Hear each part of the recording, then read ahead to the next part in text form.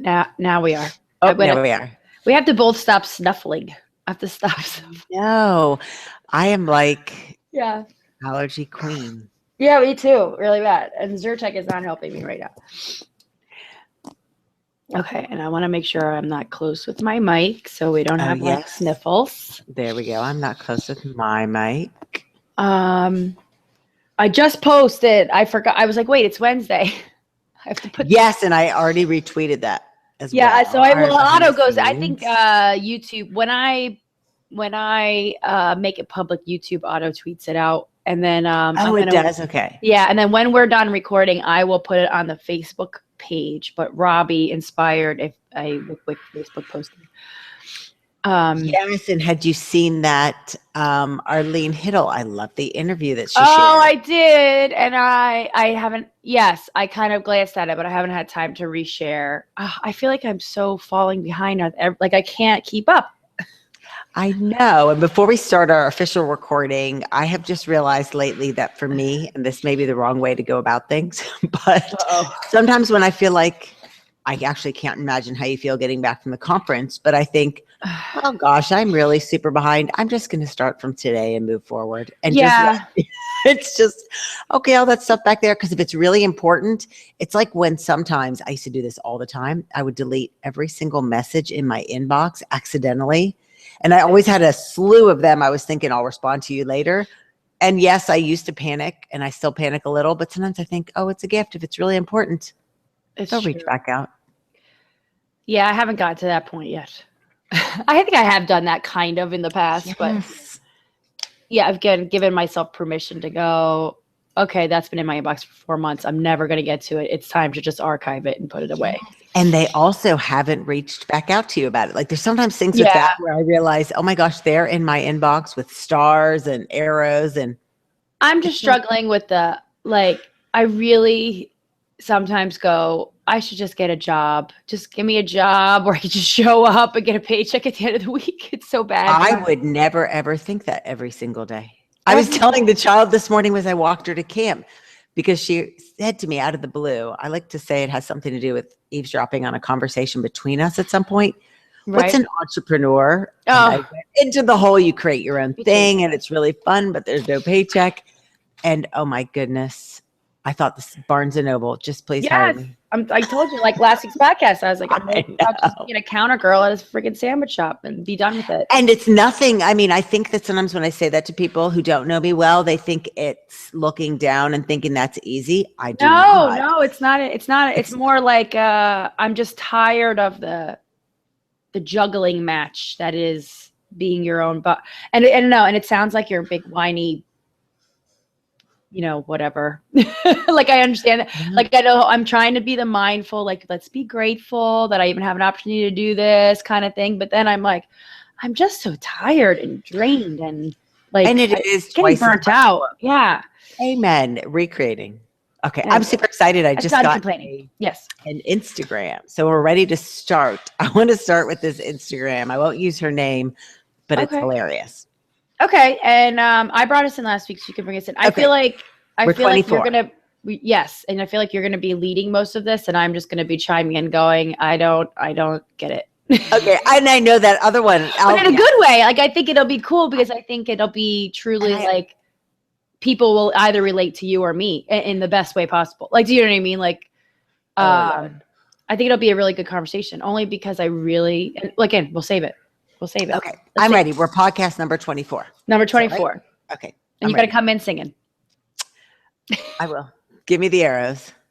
The arrows. We'll do the go. Meditate good times. Come on. Do, do, do, do, do, do, do, do. Oh, that totally worked. Welcome to podcast number 24. I am not caffeinated, and this is Carla. And we're talking meditation today. But before we get calm and meditative, I checked my Instagram because you and I were talking about the wycwyckers of the week before we started. And for some reason, this cracked me up. I guess actually I could say who it was because she obviously said who she was. Knit Nerd. I won't spell it out. Put on Instagram. She commented on one of my pictures. And we shared this on the Facebook page. I shared while you were still making your way back from the Fit Blogging Conference that Kenyon College is where I went to school, and they mentioned us in the alumni magazine. And Knit Nerd, I love this. She put on an Instagram picture I did of my daughter and myself wearing tattooed Alice in Wonderland t-shirts. Love them. So, funny thing happened in therapy today. We were talking about your book. Wow. Which in and of itself made me excited. Yeah. And my therapist remembered that you were in your college newsletter about the book. You both went to the same college. Smiley face. And I thought, damn, first of all, you were talking about the book in therapy. How amazing is that? And how great does that make us feel? Yes. And then I'm like, who is your therapist? Now I want to know. But yeah, that made me feel great. I was really excited because what a small world too, that that she or I guess she's commenting on your Instagram about wycwyc, or you're posting about wyc. I'm like, and she's commenting on it, and then she's reading the book, which she mentions to her therapist who happened to go to school with you. It's like the Kevin Bacon degree of separation. It is, and it's a tiny school. That's funny. But yes, I thought that was really cute. So how are you? You're just done with the conference. When did you get back? Good. So I got back a few days ago from the conference. I don't know. I've been home for, I don't even know.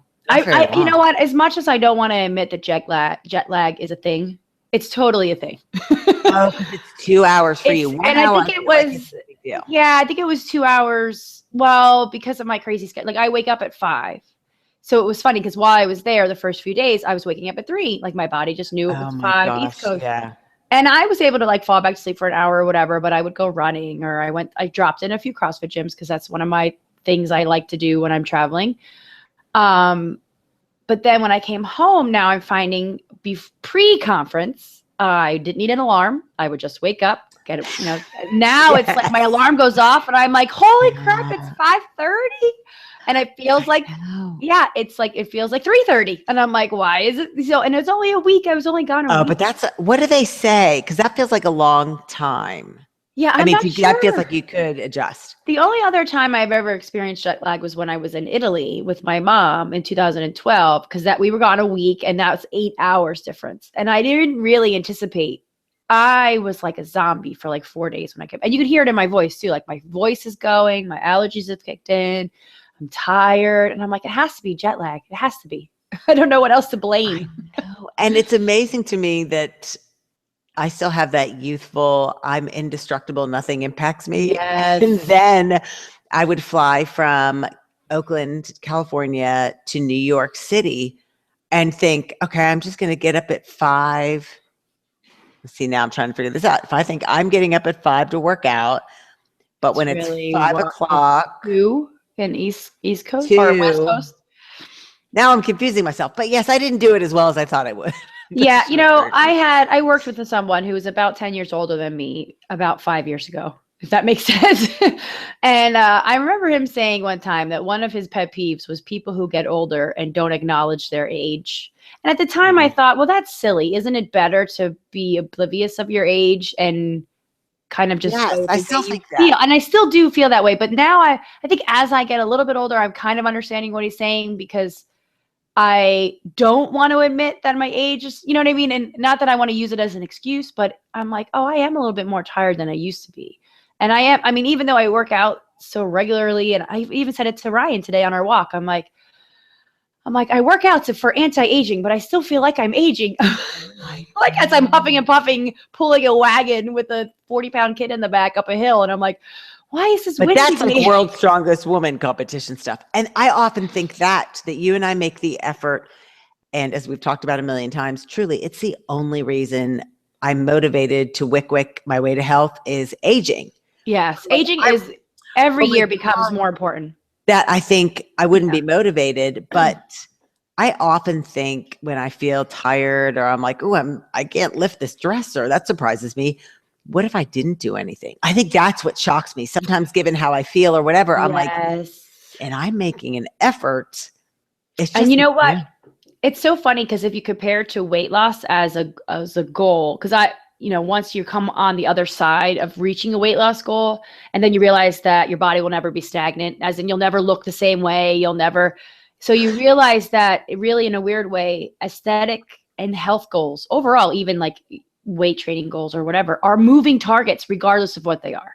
So like we all have this vision of like, oh, I'm going to look like a Victoria's Secret model if I diet and do this workout or whatever. But really it's a moving target, because even if you're able to attain some aesthetic look, you're not going to be able to hold on to it when you're 90, right? So the same thing with aging. Then I think I'm like, okay, I'm doing well. You know, I'm almost 40. I say that, but my 39th birthday is next month. I know, because our birthday is right around the same time. When is yours? I'm July 24th. Okay, and I'm the 18th. I always remember that. It's always right around. Block her. You're between my mom and me, because my mom is the 14th. You're the 18th, and I'm the 24th. I think 50, and then I'm done with this. 40 didn't care at all. I mean, 40 feels like a lifetime ago, but it wasn't. I didn't pause to evaluate at 40, as I really think I will. I'm being 46, turning 46 next month. I think at 50, I will pause and think, where am I? Where do I want to go? But 40 didn't feel like a milestone. I don't know if 40. I think actually 39 is probably going to hit me harder than 40 for some reason, and I don't know why. I think it's more like I kind of associate more that last year. I'm like, oh, this is my last year in my 30s. And I even describe myself on my blogs as a 30-something mom. And I'm like, oh, I can't say that after this year. It's so depressing. The most terrifying thing is, I remember we've talked before a million times about our friend Jody, fit at 50. Oh, yes. Her handle. But when I first started blogging, she was Jody fit at 50. And I thought, oh, that's a blog you're going to have to keep updating. Yeah, it's really bad. I was making fun of my friend Jen because her Instagram account had her age. Oh, it did? Created it. And I said, well, that was kind of silly of you. I'm like, now you know how long it's been since you started your Instagram account, which has been 4 years. That's like my YouTube. That's our biggest tip. This is not a social media podcast, but just realize when you start your YouTube account, you can't really change the name.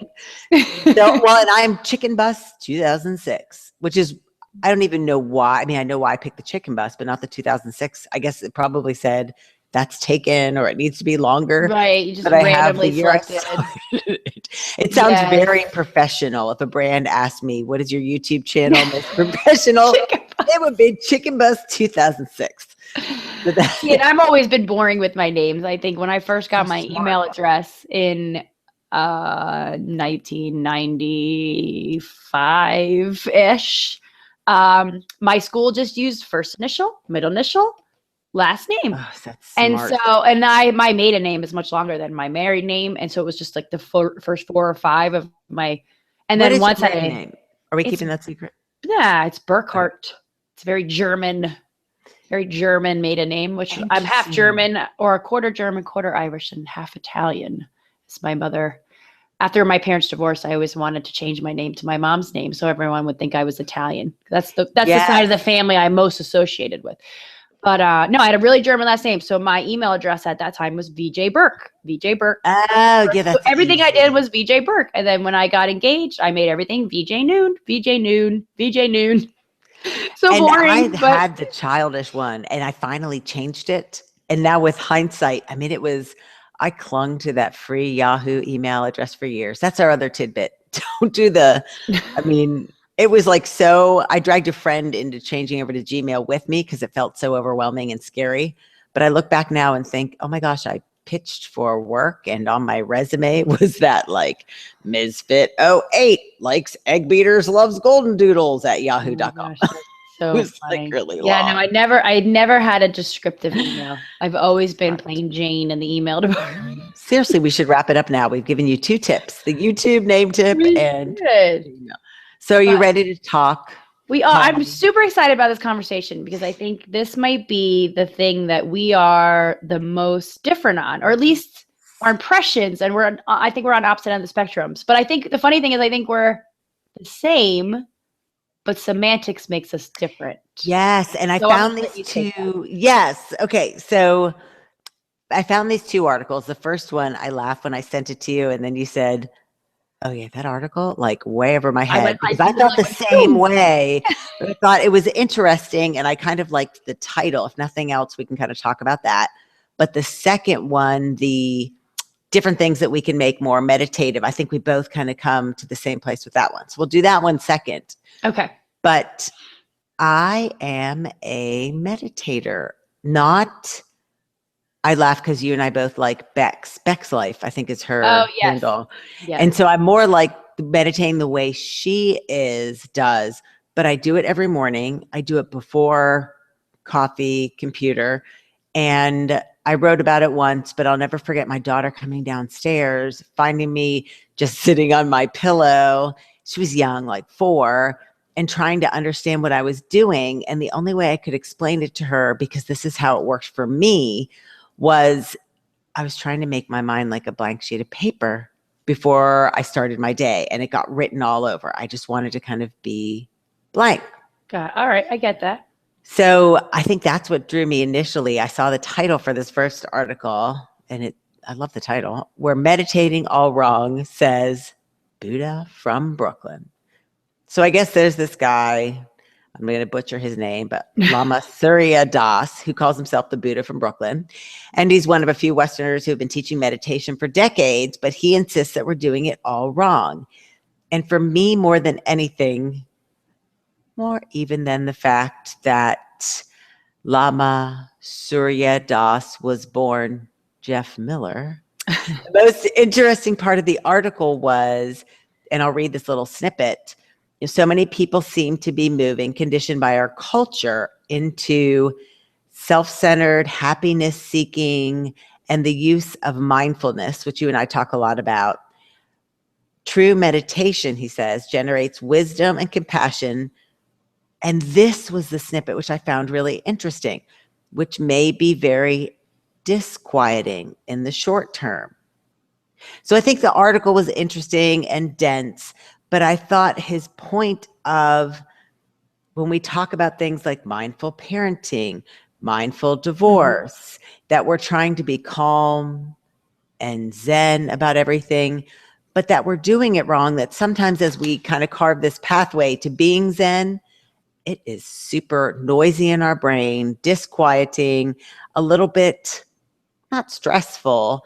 But I thought that was an interesting perspective, that sometimes getting there to the end goal can be more disruptive than meditative. Right. It's funny because when I hear the word meditate, I always think of the, sitting crisscross applesauce, like, Yes. Right. That's what I think about meditating. So after I read this article and the other one, I wanted to get a definition of meditating, of just what is the actual definition of meditating. And I think this will describe why I'm. Okay. Did you find one? I did. Well, I just went to Google and did define meditate. Okay, wait, before you read it, I would love to hear how would you have defined it before yourself before that? It's funny because I feel everyone throws around the word meditate. And like, even you, when you described your initial thing, you're like, oh, I meditate multiple times a day and I meditate. And I think, what does that look like? I don't even understand what that looks like. Do you schedule it? Do you shut your door and lay in your room by yourself? Like, I can't, like in my mind, I don't know what that means. Like, I guess I've never really self-identified as a meditator. That word doesn't resonate with me. It doesn't mean anything to me. Right.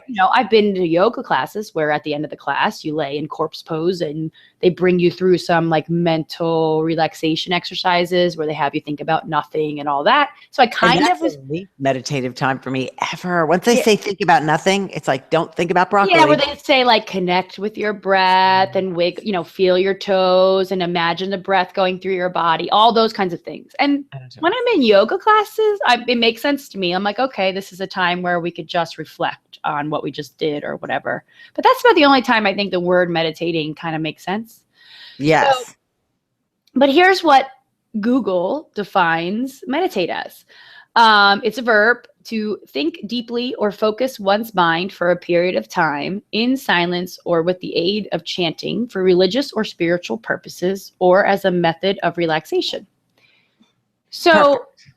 Yeah, it's basically thinking.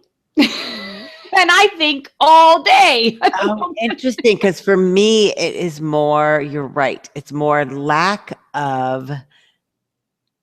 for me, it's anything repetitive that clears my mind, or for me, it's everything or nothing. It's like we've talked about, and we'll kind of come to this with the second article, of how if I'm doing something that's mindless, so often it's assembling stuff for my daughter's class when we get okay, you need to bring in 24 of these. That can become meditative because it's repetitive, or it needs to be absolutely nothing. But so when you're doing something repetitive, do you, are you lost in the activity and that is the act of meditating? Or are you using the activity to meditate something else, to think about something else? Lost in the activity. That's a really good point. For me, it's the repetitive movement becomes automatic. I'm trying to think what it is, like, let's say assembling Valentine's Day. Well, would it be like running? I mean, running would be considered meditate. I mean, I don't think about running when I'm running and then I get lost in my thoughts. So I'm assuming that would be a meditative act. But for me, besides the fact for me to run, I would need to be chased and I would be in fear mode. Lost in my thoughts can become stressful. I think that's why it's so different for each of us, because if I become lost in my thoughts, it can go back to what we were talking about if you watch the YouTube behind the scenes, it starts off maybe a little relaxing. And then I start thinking, where am I going? What am I doing? Should I get a real job? Can I make it? So it becomes stressful. So for me, it's something repetitive where I can get lost in the motion, or absolutely nothing. You make such a great point.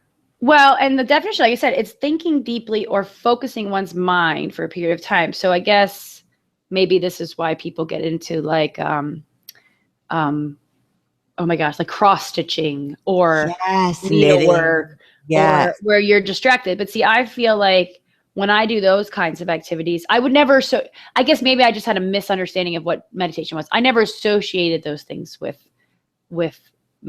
the word meditating. To me, like I said, I really only have the association of kind of religious based or like post yoga or something like that. Whereas like I'll get lost. Like I'll use my showers as an example.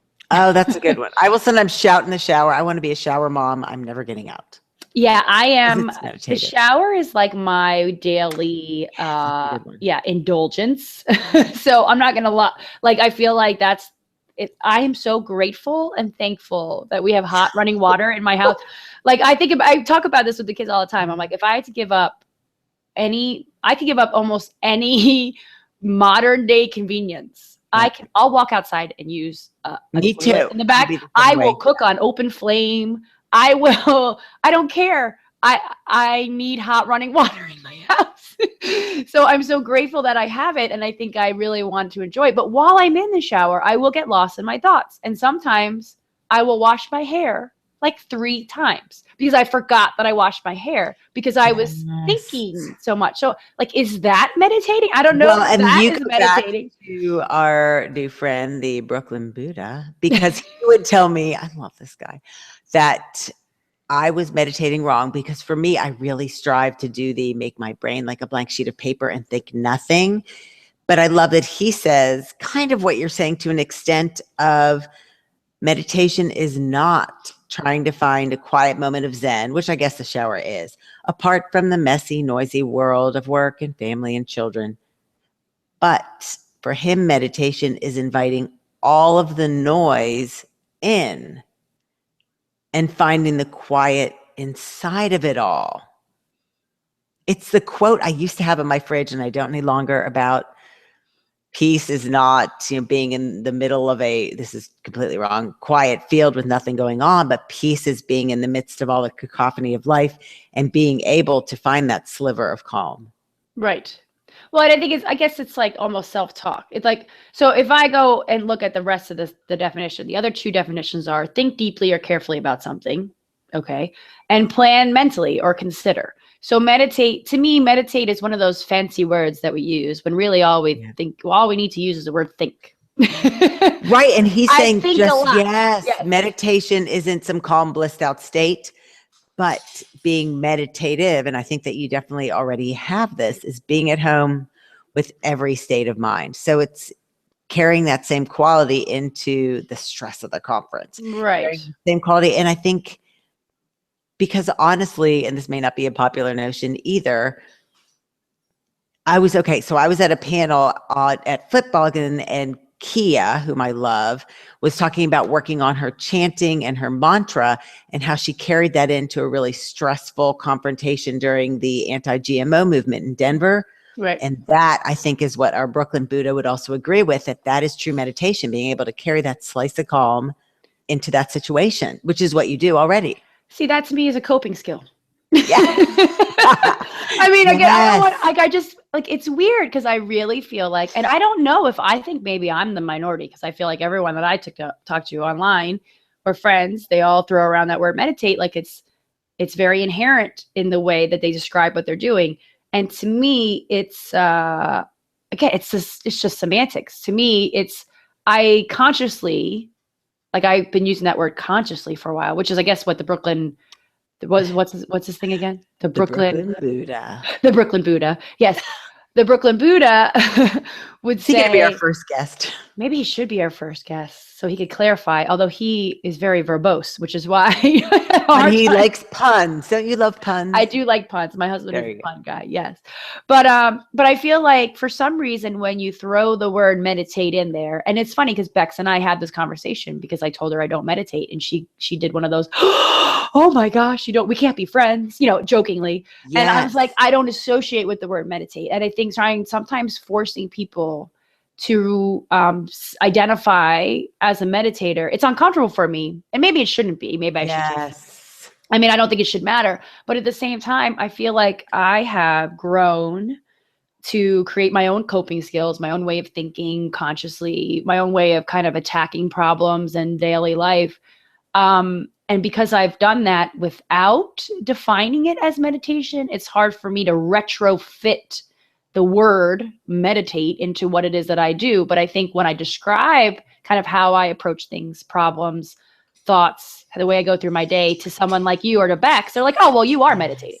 And I'm like, oh, okay, well, I still don't like the word. And I don't know why. And I don't know why. I mean, I can own that. I really don't know why I don't like the word. I just think some words kind of like binge for you as related to Netflix. Right. The word meditate has some kind of negative connotation to me, and I'm not sure why or where I came up with that, but it just does. Is it because it's become, and I don't want to put words in your mouth, I can't even think of the phrase. I want to say highfalutin, but poser, or is it that the level of, yeah, we're all doing it and we're wearing.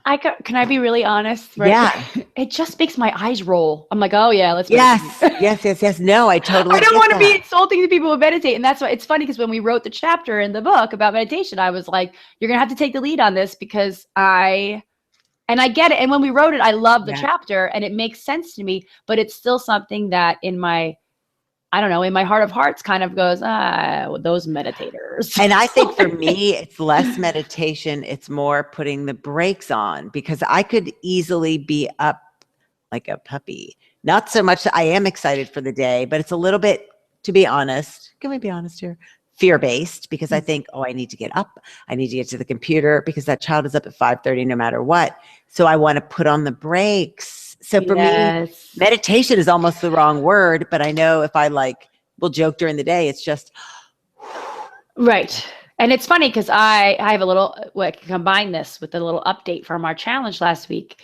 Today I was walking the boy, we were taking a walk, and as soon as I went out the door, I realized I didn't have my phone. I was like, I've been doing that too. I'm so proud. It's so freeing. I didn't have my phone. And then I went, you know what?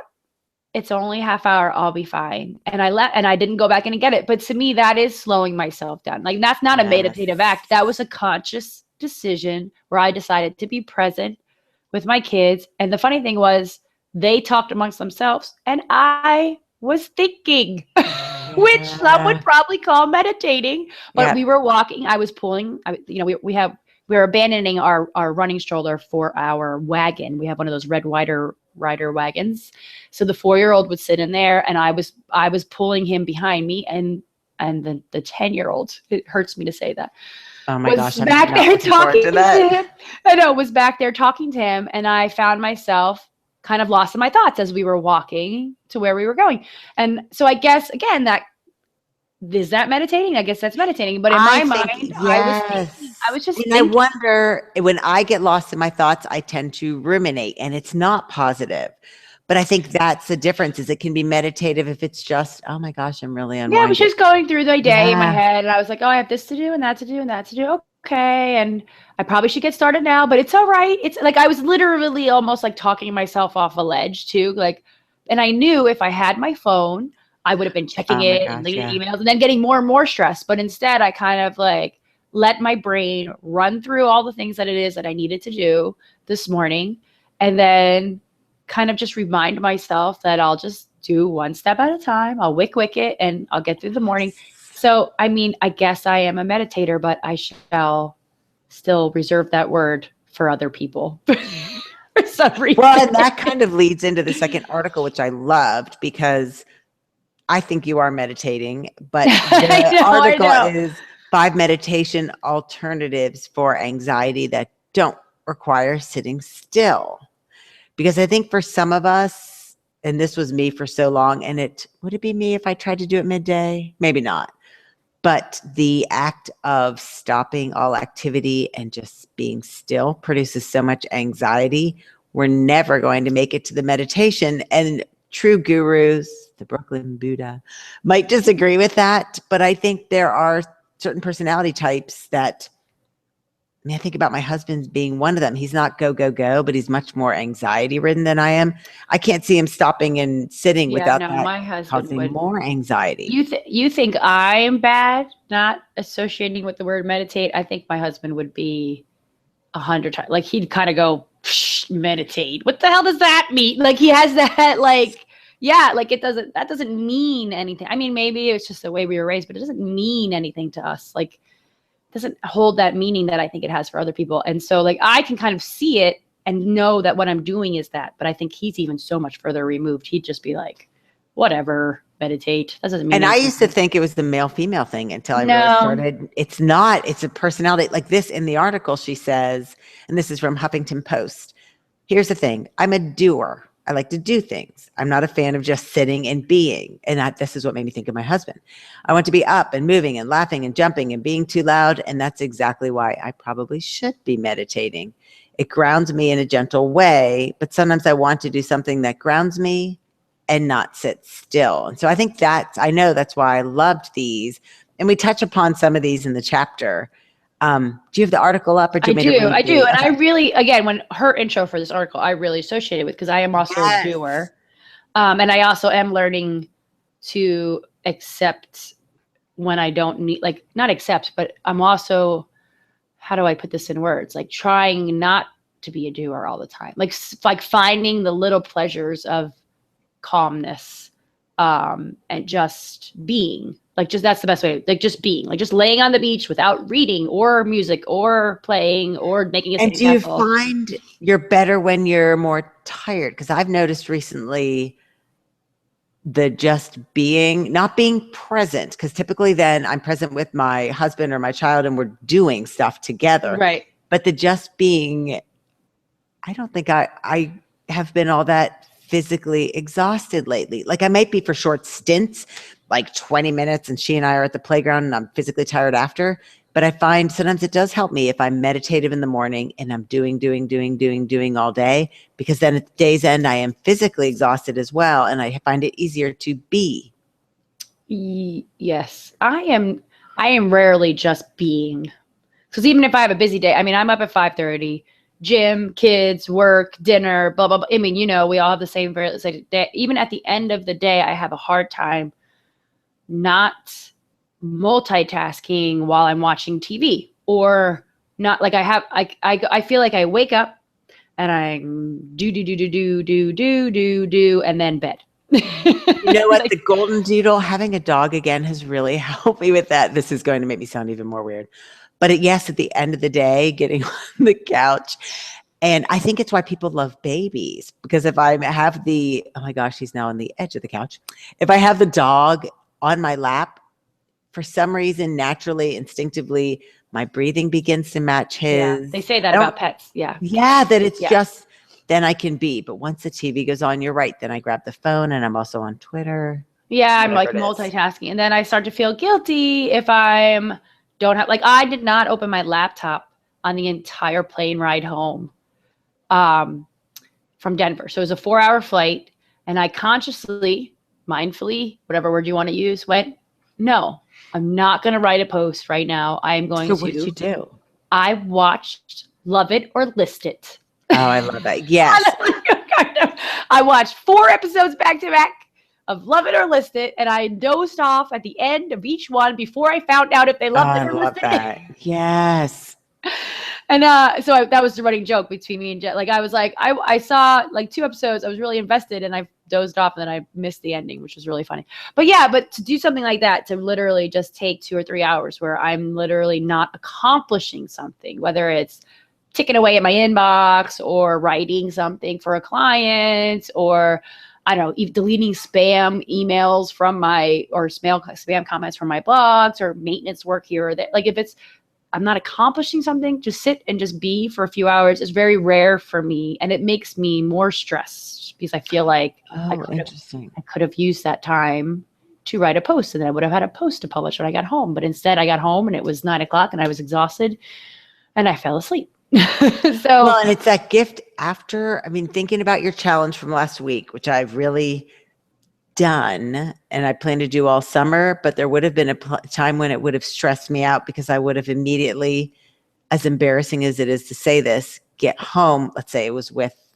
Emma from pickup from camp and dove for the phone. I don't know. I just sometimes I will glance if I'm not with her to make sure somebody didn't say, hey, she's fallen at camp, but I don't return texts and I don't feel that pressure anymore. It's funny because I feel like it's a callous thing. You build. Yes, good point. You really do. Like it's hard the first few times, but then when you hear the ding and you have like, now it's like, I hear the ding. And again, we talked about this in a previous, I don't know if it's age or if it's me actively trying to build a callus up for this, but when I hear the ding, even my kids will go, Mom, your phone. I'm like, I know, it's fine. It'll still be there when I'm ready. Super freeing. When I realized I used to return, not that I minded, but texts immediately. And then I realized, it's okay if I don't. When they're not in crisis, it doesn't matter. Right. Yes. Okay, so looking at the article, I wonder, you can take us through the list, if like number 2 could be switched out to Love It or List It. Okay, wait, let's say what number 2 is, because number 2 made me smile. So number 2 on this, I'm not tip, number 2. Because I'm a music person. So I am not. So 5 meditation alternatives for anxiety. And the second one is listen. Well, the first one is just breathe. Let's just get that out of the way. So just breathe. We can all do that. The second one is listen to calming music. And here's the thing. I listen to angry. I was just thinking that about myself. I'm old school hip hop.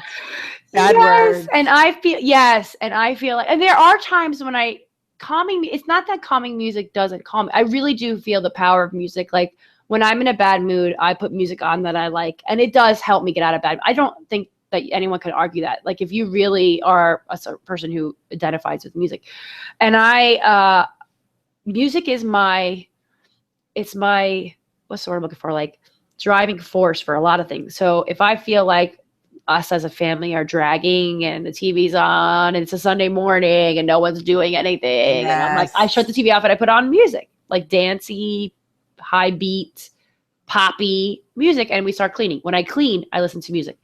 When I write, I listen to music until the music is in my head and I can't get it out, and then I shut it off. But generally, I use music as a starting point for anything, but it's rarely calming music. And does it become the Bill Clinton of because that's the first thing I thought when I was reading this, because I thought what's the Bill Clinton? Eminem, that whole, it depends on what your definition of is.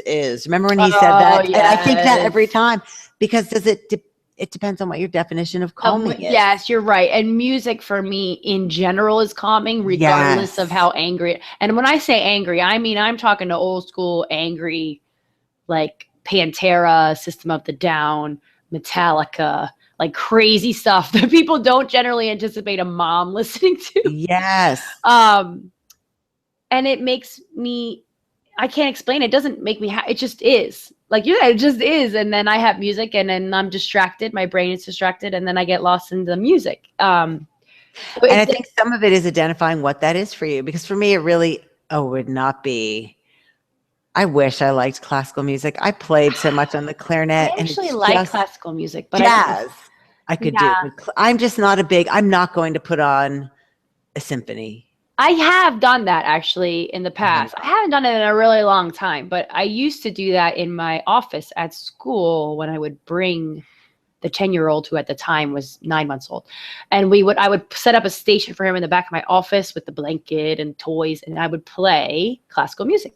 Even then I would probably pick jazz. But calming for me, I think it's knowing more than anything. With the article, I started thinking it's knowing what you respond to. Calming can be however you want to define it. But having that, it's like we talk about in the book with the tried and trues when it comes to meals. It's having in the back of your mind, what music relaxes me. So you're feeling stressed, and it's calming music helps me release tension and lose myself, which is often just the break I need from a stressful day. All you need to know is immediately which Pandora station works for you, or Spotify, or whatever. It's funny because we have a little bit of music battles at the CrossFit gym. So I am a Rage Against the Machine girl all the way. To me, there is no other band to listen to while you're lifting heavy weight. Right? Yes. But it is that it allows me to get lost in what I'm doing. If I don't associate with the music that's being played, it's almost a barrier to me. Oh, I totally agree. So like sometimes because we'll switch up what we're listening to, and there's some country fan. I'm not a country music fan. I'm just not. I know I just lost like 1 million fans out there. I just don't like country music. It doesn't really relate to me. I like some pop country, but overall that genre of music. Pop country, but I wouldn't want to live to it. Yes. Overall, that genre of music isn't what I associate with. It doesn't calm me. It doesn't make me happy. It just does nothing for me. So when we have country day at the gym, I'm like, blah, I can't get lost in what I'm doing. And I'm losing my hour of, I guess, what would be called meditative lifting. Yes. And the music plays a huge part in what helps me kind of get lost in the activity that I'm doing. So yeah, I think music is, but I would never describe what I listen to as calming. I know. And I think it's just knowing, because for me, it is definitely hip hop. That's funny. And I don't mind hip hop, but it's not my go-to. 90s alt is generally my go-to stuff. And I wonder if how much of that is our memories. Yeah, I wonder if any of it is just it's calming memories associated. Okay. So what's the next one? The next one is walk and connect, which I do all the time. So they say walking outside is a proven stress reliever, and it's the optimal time to do your deep breathing or plug in those earbuds and jam out to calming music, which is what I do. It's funny because I play Spotify when it's just Evan and I walking to school, which is about a 15-minute walk there and back. I play a Spotify mix every time. And I love they didn't say silence, because sometimes now, do I walk in silence sometimes? I do walk in silence sometimes. And I love that they were open to the music. I run in silence because it's funny. When I first started running, I thought it was impossible to run without music. But I think once you actually become a runner, and I don't want to insult people who still listen to music. I'm not saying there's anything wrong with this music, but I definitely crossed that line where now when I can easily run a few miles without anything. And I'm not sure why. I guess because I truly am using it as a meditative thing where I actually I'm lost in my thoughts and I'm not even thinking. And then all of a sudden I've run 2 miles. And normally I would have needed music to kind of hold my hand to get there. And now I don't need the hand holding, which is what music gave me in the beginning. So I say I do half and half. I walk or run with or without music, kind of half and half. It's funny. This next one made me think of why, and I'm curious your thoughts. Because I do think of, okay, we're going to do meditation. Ronnie's not all that into meditation.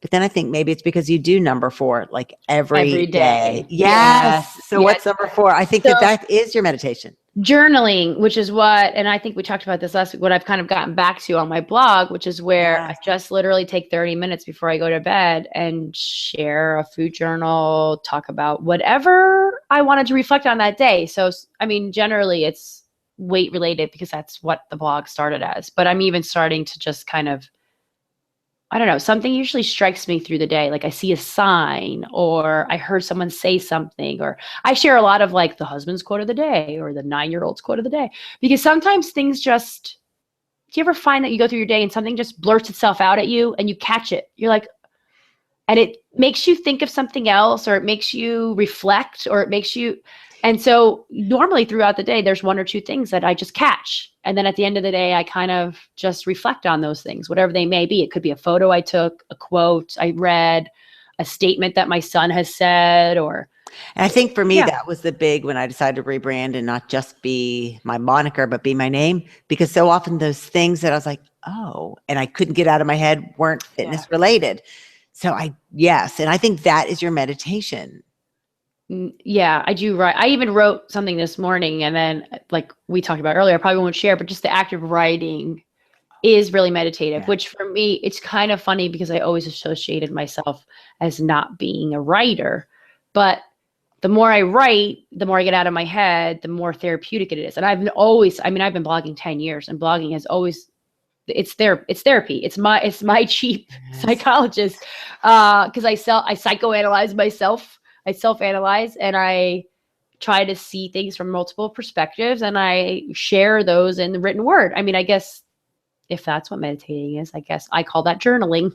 Well, and I love what you said about I may or may not share it, because my favorite thing that I learned in my master's program in counseling that I use all the time is, and I need to be more careful about this because sometimes I'll do it in emails and not send them, but the writing a letter to someone you're angry at or whatever it is and not sending. Yes. And it's so cathartic. It is. I don't know if I've ever written a letter and not sent it, but I am a big believer in writing a letter and sending it. So even if I'm not an angry letter, but just, I feel like if I'm having an argument with the husband that we can't rectify. And I used to do this with my dad when my dad and I were on the wrong page, on different pages. I had a friend, we would argue sometimes, and I would send, writing the letter, it allows me, which is probably very selfish, I have to get all of my thoughts out without being interrupted, because I'm never going to be able to express myself. Yes. And so I just kind of do I mentally throw up on the page and go, here's what I'm feeling. Here's why I'm feeling it. This is, whatever my thoughts are on whatever it is that we're arguing about or whatever. And I really just get it all out. And I generally always send them. I have tons of emails I've sent the husband where I'm like, I just need to get this out. Yes. And I miss the days of, so long gone, notes. Because it was truly, I would just write it all out and give it to people. Now I find so often I don't send or don't press publish, but it's so cathartic. And I think that is meditative. So that one reminded me so much of you, number 4. And then the last one is yoga. Everybody knows. Yes. Yoga, which is really, I wish I could I say that I need to issue another challenge to myself to do more yoga. That glider yoga at your conference. Yes. Perfect mix of newfangled and traditional. See, I kind of thought of that more like, to me, if I want to take yoga though, I want to take yoga. I don't want to take yoga to a point where to me, yoga is relaxing and stretching and all about mobility. When I'm doing, I don't want it to be combined with too many other things that's like making the class like strength training and resistance or Pilates. I know there's a movement to do like Pilates yoga where it's like half yoga, half Pilates. Yes. I am so sorry about that. Oh, doorbell. Yes, I am ignoring that. That's Shoot. Okay. I can edit it out. Charming. No. Okay. No. He's like, lady, there is somebody at the door. Somebody at the door. Hello. Help him. Come.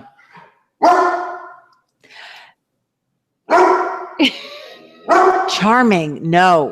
Come. Yes, for me, I want it to be super traditional. Like I love Bikram yoga, hot yoga. Yes. Or you could throw anything at me. Hip hop, juggling, gliders. As long as it's just stretching. Yes. I just want to stretch. I want to stretch.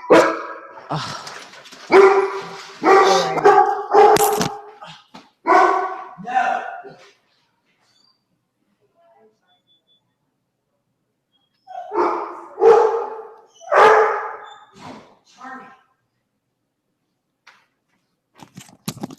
I'm laughing so hard. I just looked at the lady who was my neighbor and I said, hey, it is a really bad time. Do you Can I help you? No. Okay. Oh, that's weird. Very weird. Okay. But I did like the glider yoga, but you're right. It was not meditative. Yes. I liked it. Was fun. But to me, Yeah. that's not like, to me, that's not yoga. That's not what I have in my mind. If I'm going to go take a yoga class, that's like a strength training, like a body weight strength training class. Do you know what I mean? And aerobic. It was very aerobic. There was a lot of mountain climbers and yeah, I don't know, maybe it's because I go so heavy at CrossFit and it's very high intensity all the time and lifting heavy that I want yoga to be on the floor doing stretching. Yes. And I want to go meditative. That one more iteration. I've only done this once where it is all darkened room and candles. I think that for me that would be fun. You're right. The strength, the power, the rest of it. I'll get that in a bright weight room or whatever. With Rage Against the Machine blasting. Yes. Yes. Yoga is like calm. I always feel like they never hold the pose long enough. I'm like, I just got into pose. Let me sit here for a minute. I think that's why I like true Bikram. I'm going to forget the number of poses, but let's say it's 21, I think. Is that what it is? And then they do them twice. Yes. Except I also find that because the second time is shorter than the first time.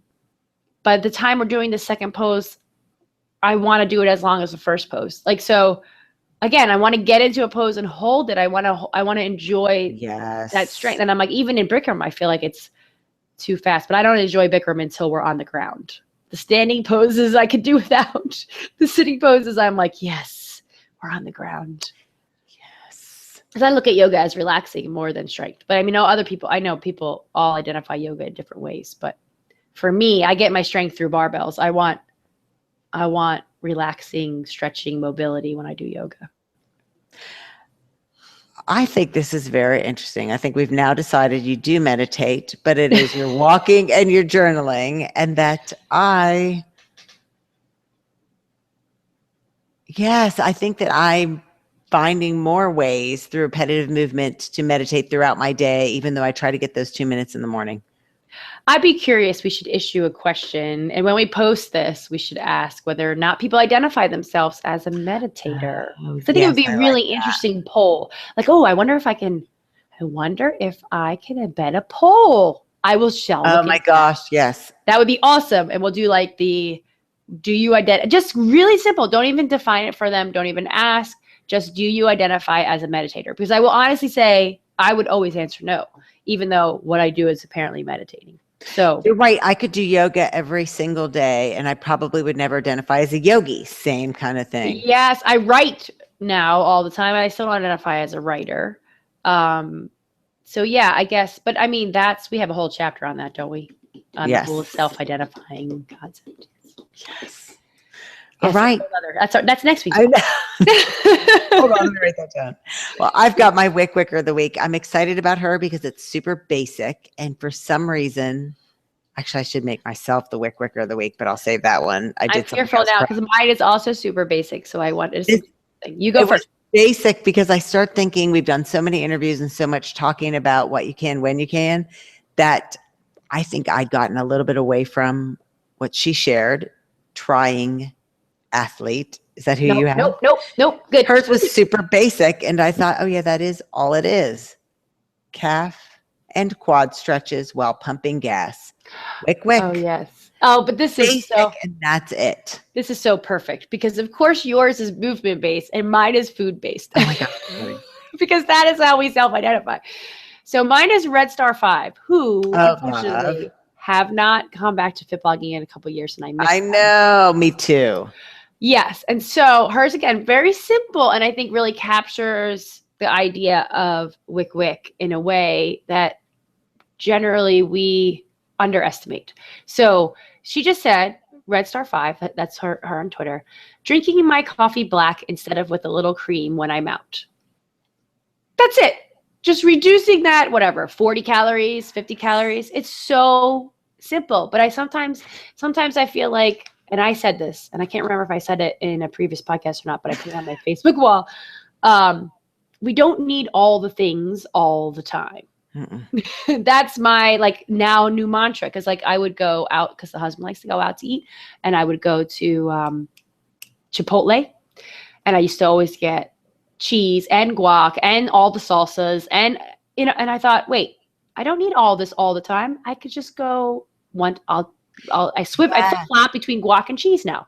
So I just thought she captured that idea that little change, even though it's not going to drop the scale at the end of the week, but it's those little things that actually do build up. And when you're looking at your goal of, I want to reduce my overall calories, deciding not to put cream in your coffee day in and day out when you're out it will definitely build up over time. I thought the same thing when I saw that. And that seemed to be a trend, that people skipping the cream. And since I'm a black drinker lifelong, I thought, oh yeah, I bet that it's not that big of a deal. And yet, like you said, small steps, big change. Steps. Yeah. And so you can have the mentality of, I deserve my coffee and my cream. You can have that. That's totally cool. But if you have goals in mind and you're trying to reach them, I think it's just those little small things. It's not like you can never have cream again. She even says only when she's out. So when she's home, I loved that. Yes. These were so good to come back to basics, because I thought, I've been standing there while I pump my gas. So I needed that reminder as much as I sometimes think I don't. I was doing laps when I was taking the stairs, by the way, in Denver, as much as I can on the 17th floor. But when I was waiting for the elevator to go down, I would do laps around the elevator hallway. I would just walk in a circle. And I thought, this is really cheesy, but why should I just stand there? That's exactly what I thought to myself. And it totally adds up. It does. Okay, on that note, we are wrapping up the Meditate Good Times. Come on, episode. No, I didn't do it. As soon as I hear the word meditate said that way, that's what I think of. Meditate Good Times. We're done. Episode 24 is in the can. Thanks for listening, guys. Wycwyc. Wycwyc. Yay, we did it. And we're on time for you. We did do it, but I'm so bummed you're going to have to edit out that. That's fine. I mean, that's the beauty of editing. It's not that big of a deal. I'll just cut off where we're talking about yoga and then pick it up because as long as we kind of pick up in the same category, it's super easy. I did laugh. I'm like, lady, what do you want? The look on her face when I'm like, I'm busy. I'm recording something. She's like, oh, okay, bye. I'm like, who are you? You'll just need an office in the basement in the corner. I know. I'm out my door right before we recorded. The delivery man dropped off my case of avocados. Oh, you know what I did? Wycwyc. I've never done this before, and I probably overspent maybe $20, but I hope less. I did Instacart. Have you ever done that? Why does that sound familiar? I don't know. Groceries. My parents are coming. I've got back-to-back stuff, and I thought I could go to the grocery. Oh, and then you just pick it. You just pick it already bagged for you. It's here. They dropped it at the house. Oh, they dropped it off. I don't think it was that much more. I spent $50. So I didn't spend all that much, but it was the basics that I needed, and they bring it to you. Why not? It's like anything. It's like paying a house cleaner or getting somebody to cut your yard. It's convenience. Right. I'm going to run, but if you want to call me right back after we do our call with them, I'm free. Oh, yes. That's fine. Yeah, we talk later. That's right. I'm going to go to lunch with Ryan and Bill and and then I don't know what I'm doing now. I got lost in this, which is exactly what I needed to happen. I meditated through our entire podcast recording.